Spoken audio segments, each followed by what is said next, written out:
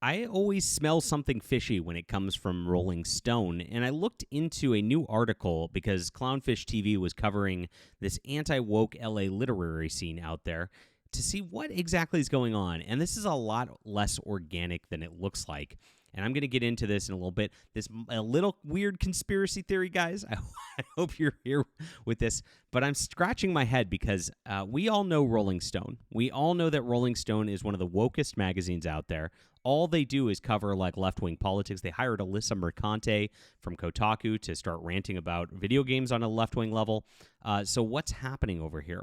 Is this a real article actually promoting kind of a right-wing alternative that's doing really, really well and actually just crushing it out there like they're making it look like? Not exactly. So let's get into this news in just a moment. Please hit the like and subscribe button. Join us here as we talk about all things in the culture. This is my Fandom Pulse Substack. Guys, get on here because we have great articles every single day that, of course, call out the mainstream narrative. This is the spot to be. This is the spot to read. I'm going to start doing some videos on here as well, just to kind of test out how that goes because YouTube's really a disaster of a platform at this point. So get on the Substack. It's in the description below. I'm also an author myself. I write based books, and this is one of the most based books of the last decade right here, called Justified Saga: The Nano Templar. I took a spacefaring sort of military science fiction deal, kind of feels like Star Wars or Warhammer 40K, and I turned it into a space crusading thing that's actually all about faith in God and, of course, doing what's right by God as a sort of message here.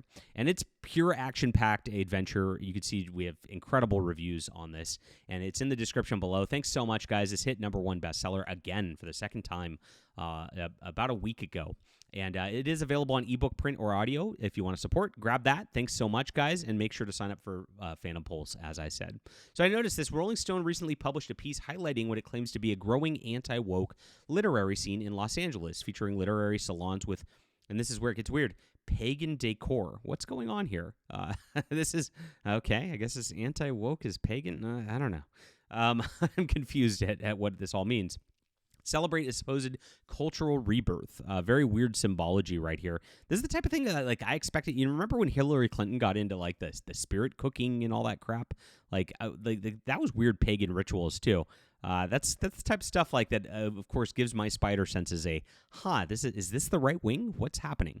The article describes events hosted by New Ritual Press, is what they call themselves, in Lincoln Heights. Complete with candles, rose petals, attendees, and lacy white dresses and flower crowns. Again, pagan rituals. Very weird.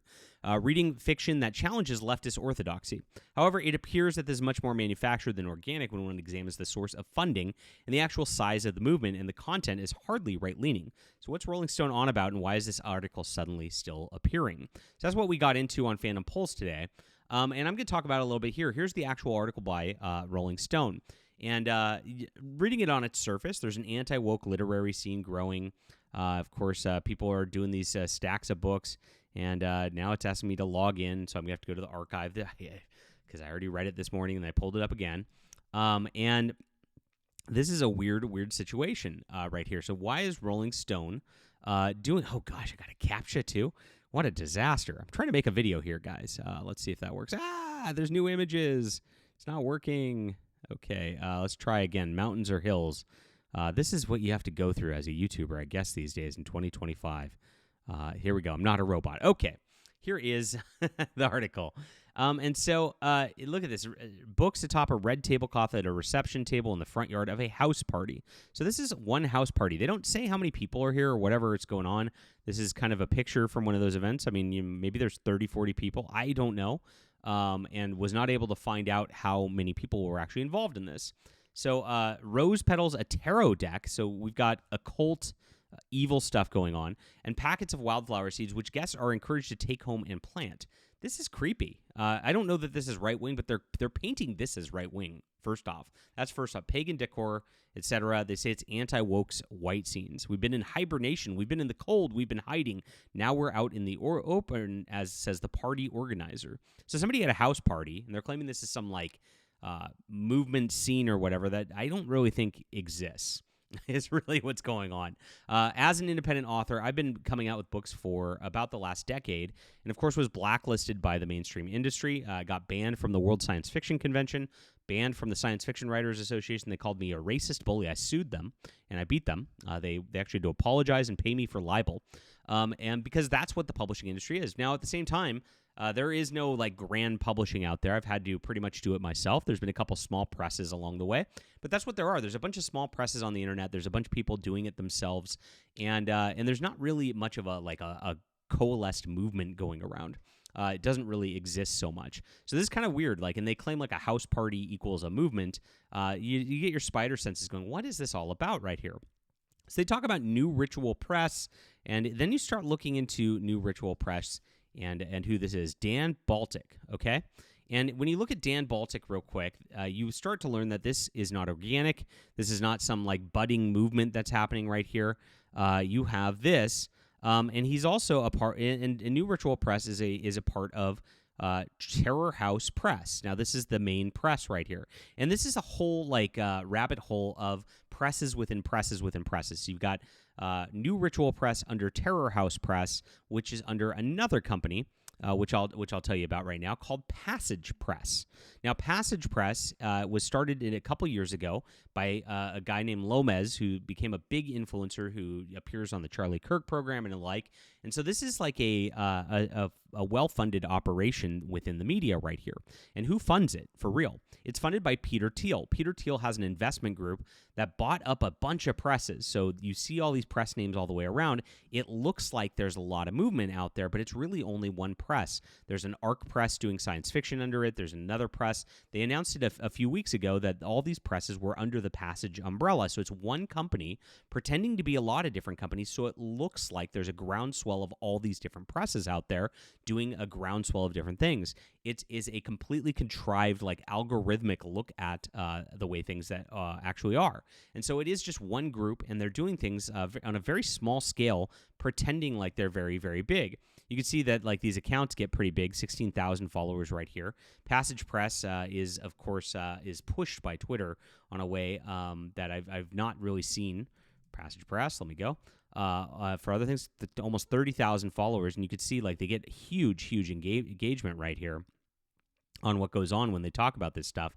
It looks like their account's actually pushed by X, which makes sense because, of course, Thiel and Musk know each other and kind of came up together in that whole PayPal structure and the like. So this is all coordinated to big tech pushing this as a, quote, right-wing movement that, as you saw just from the content of the Rolling Stone article right there, doesn't really look very right-wing whatsoever. It seems like a pagan sort of thing.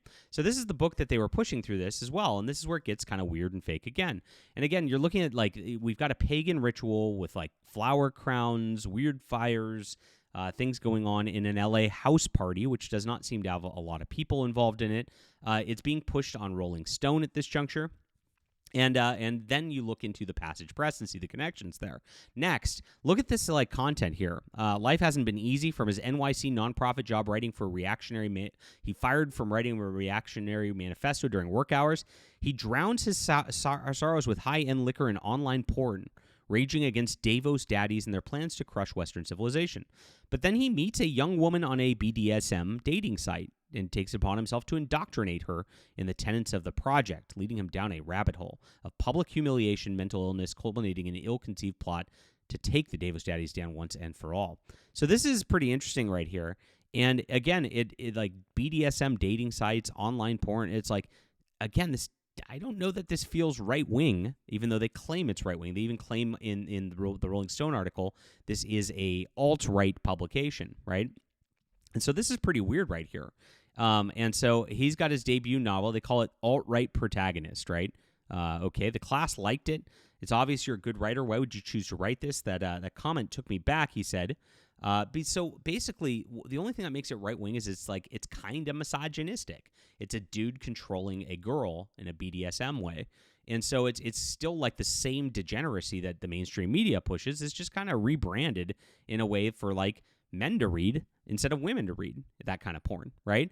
And we've covered this kind of thing before because we've seen like on online men's adventure. This is not like a unique thing. There's all these like semi-pornographic men's like harem books out there that are being billed as men's adventures. So it's not just about Indiana Jones going out there and finding the Holy Grail or whatever it is in this latest adventure and doing some action adventure things. It's really about these weird harem things, which get very, very heavy into the sexual aspects of it, and that's why there's some readership of it. I don't consider that right wing whatsoever. I don't know about you, but that's what's going on here. So this is weird. Again, it's a backlash of liberal circles. For a while, woke had a positive connotation. So this is a positive piece about this whole deal. Now, when you get into the whole Peter Thiel connection, and you see that this is like a big tech sort of push and all that, you start to learn like, okay, so there's a reason that they did this. There's a reason that this article exists. It's a puff piece almost within a left-wing website. So why is that happening? Very, very odd.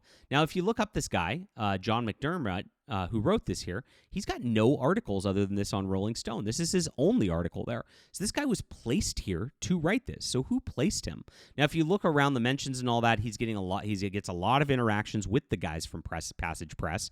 So it almost seems like Passage Press placed this guy to write this article in Rolling Stone to make it look like there's a growing anti-woke literary scene in LA because they wanted to push this in the media as a narrative.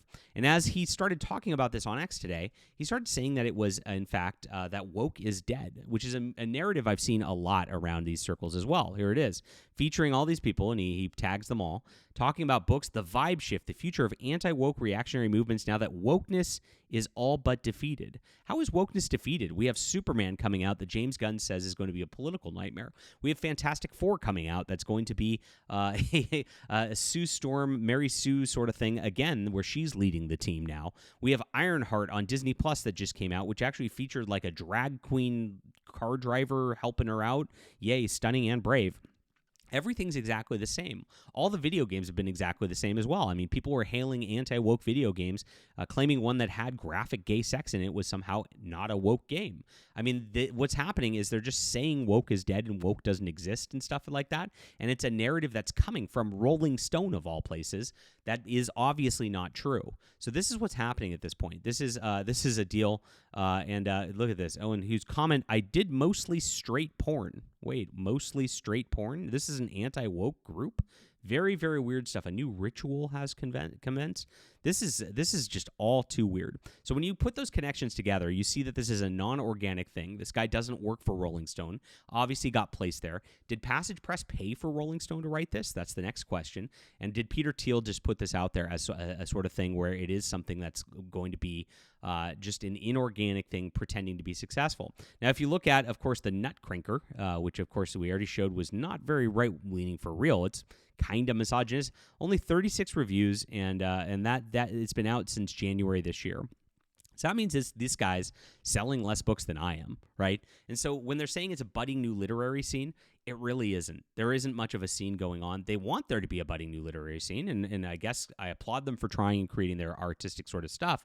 But again, this is backed by big tech. It's not something that's organic at all. Even the books aren't organic at all because it's backed by big tech. What they won't do is back the real right wing, because the real right wing is not going to show paganism and tarot cards and things like that as a good thing. They're going to show Christianity and, of course, the Catholic Church as a good thing, a return to real traditionalism, a return to real Western civilization values that made civilization great. It's not about just like hating women and dominating them in BDSM clubs. That's the type of thing that's degeneracy in a different form than it is in mainstream Hollywood. And that kind of leads you to think maybe that's why Rolling Stone's okay with promoting that. Leave a comment down below with what you think about this. Please hit the like and subscribe button. Very interesting stuff. Thanks, guys, for being here. Make sure to grab Justified in the description below. Also, sign up for my fandom pulse so I don't lose you. We got so many articles out there. I can't cover them all on YouTube every single day. We do a lot of great work for you guys. This is where the real media is at. If it's Rolling Stone, probably fake. If it's Fandom Pulse, it's probably real.